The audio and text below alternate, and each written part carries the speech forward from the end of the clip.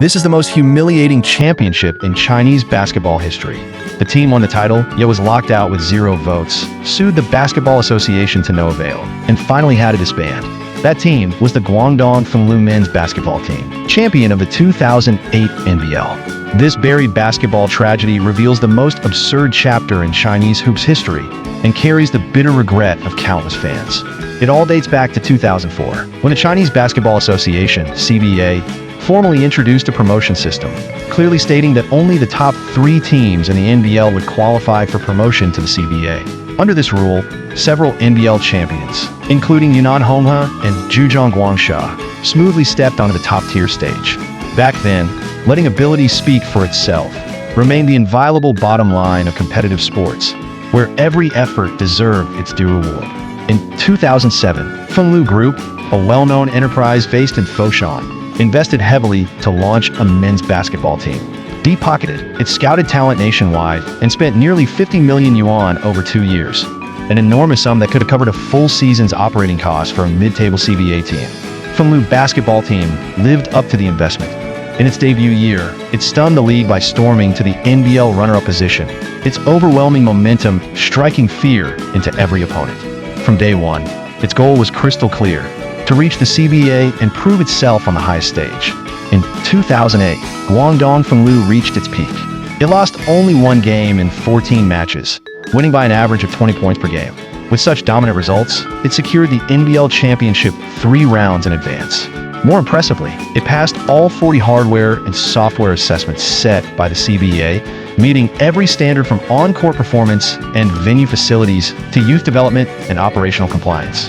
Everyone took it for granted that this championship squad, strong in both ability and finance, would smoothly enter the CBA and begin a new chapter. But fate took an abrupt and unexpected turn. Just as Fenglou eagerly awaited its promotion ticket, the Chinese Basketball Association suddenly issued a notice, switching the promotion method from a merit-based qualification system to a vote-based system among CBA clubs, where connections trumped ability. In an instant, Fenglou's fate slipped out of its own hands, from competing on skill to competing on connections. In the first round of voting, involving representatives from 16 CBA clubs and neutral committee members, Tianjin received 8 votes, Qingdao 7, while Guangdong Fenglou, the reigning champion, earned only 1 vote and fell behind. The decisive second round took place on October 7th, with 25 committee members voting for the final 2 promotion spots. In the end, Tianjin won unanimously. Qingdao received 24 votes, and Guangdong Fenglou was humiliatingly shut out with 0 votes, completely barred from the CBA. From a celebrated champion to a 0-vote loser, all it took was 1 absurd election. 2 years and 50 million yuan of investment, the sweat and dedication of countless players, all lost to unspoken social rules and favoritism. Fenglou refused to stay silent or accept this injustice. It quickly assembled a professional legal team and accused the Chinese Basketball Association of 2 major violations. First, unilaterally changing promotion rules mid-process, breaking prior agreements, and openly violating the fairness of competitive sports. Second, a completely non-transparent voting process with undeniable suspicion of foul play. Fenglou stated in grief and anger, "The Basketball Association is worse than a triad society." Even a gang boss would give his subordinates a chance to explain, but the Basketball Association won't even talk to us. The team first filed a complaint with the General Administration of Sport of China, seeking justice, only to have it rejected. Undeterred, it resolutely sued the Chinese Basketball Association in the Beijing No. 2 Intermediate People's Court.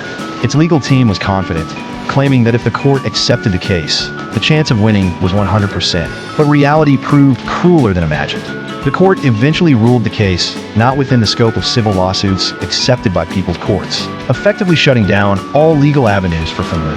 The cold response from the General Administration of Sport turned the champion's entire effort into a joke. On November 2nd, 2008, after more than 2 months of exhausting struggles for justice, Guangdong Fenglou held a press conference. Filled with endless regret and anger, it officially announced its withdrawal from all competitions organized by the Chinese Basketball Association. Soon afterward, the team disbanded. All players were released, and the once invincible champion quietly vanished from Chinese basketball, as if it had never existed. This incident was forever recorded in Chinese basketball history as the controversial Fenglou incident. Later, Li Yanwei, then head of the Basketball Association, had to publicly admit 3 serious flaws in the voting process: insufficient voters, procedural defects, and unclear rule definitions.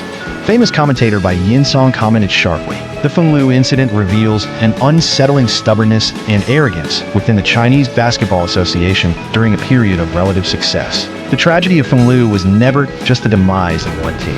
It was like a stone thrown into stagnant waters, stirring endless ripples. In the following years, the CBA promotion and relegation system was almost completely shut down, and the NBL fell into stagnation. Without hope of promotion, many clubs lost investment motivation. Some could not even raise 400,000 yuan for annual operations. The once vibrant league gradually faded into obscurity. Only after Yao Ming took office did the Chinese Basketball Association begin gradually improving its rules and rebuilding the league qualification system, attempting to mend past mistakes. Yet the regret left by Fenglu, the youth and sweat of its players, the betrayed efforts, can never be repaired. It remains a permanent pain in Chinese basketball. Some defended the Basketball Association, claiming Fenglu was eliminated because it poached players with high salaries, angering other clubs and facing collective exclusion. But the core of competitive sports should always be supremacy of ability, not favoritism, cliques, or interest trading. A team that won a championship on merit and met all official standards was denied a place in the top league and forced out by an absurd vote. This is not just Fenglu's regret. It is a scar on Chinese basketball, an indelible shame. Years have passed, and the Fenglu story has gradually faded into history, rarely mentioned.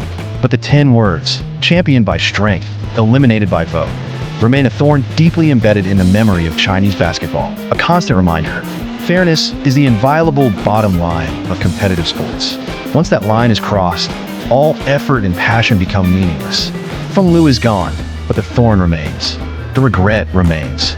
Those distorted rules, those betrayed commitments, will forever be an unhealed wound in Chinese basketball, a bitter regret that can never be erased.